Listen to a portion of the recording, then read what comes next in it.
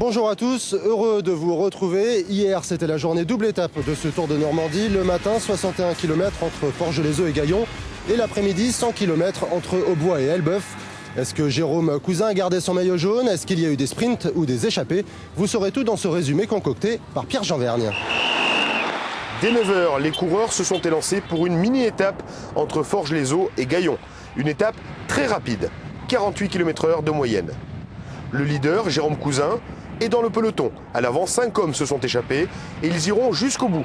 Et c'est Yann Wilkinson d'Endura Racing qui remporte l'étape.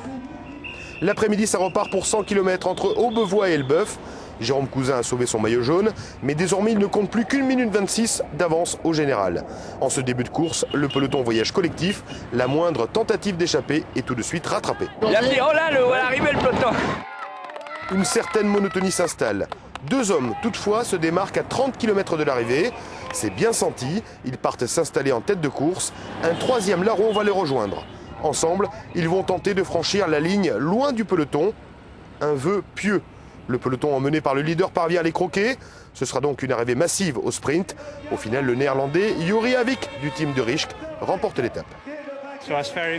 C'était super, j'étais rapide au sprint. C'était une course difficile, avec 6 cols, et j'ai eu pas mal de pépins. Mais finalement, j'ai gagné. Au classement général, rien ne change pour les 3 premiers. Jérôme Cousin est toujours en jaune, à 1 minute 24 du 4e.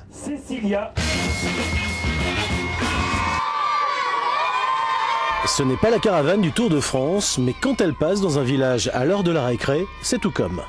Dès qu'on a des écoles sur les étapes, on prend de l'avance exprès pour pouvoir s'arrêter 5 minutes et pour faire un peu plaisir aux enfants et tout. On s'habille, on fait le spectacle quoi, pour animer tout le Tour de Normandie. Désolé, les coureurs arrivent derrière nous. 10 voitures, 20 personnes, la caravane passe avec un quart d'heure d'avance sur le peloton. Les partenaires du Tour se montrent, les cadeaux pleuvent et ça peut même être pédagogique. C'est la première année où on sort parce que la caravane nous a demandé de sortir. Vous en parlez un petit peu après Oui, on en parle un peu, on explique comment se passe un tour, et puis on explique les termes, échappée, peloton, et puis on fait le parallèle avec le Tour de France ou des animations comme ça. Et à l'heure de l'interro, tout le monde à 10 sur 10. On se retrouve ce soir à 19h pour suivre l'étape du jour entre Elbeuf et Flers, 190 km. Il n'y aura pas de la montagne, mais quelques cols qui risquent de changer un petit peu les écarts au classement. Et sur ce, je vous dis à ce soir.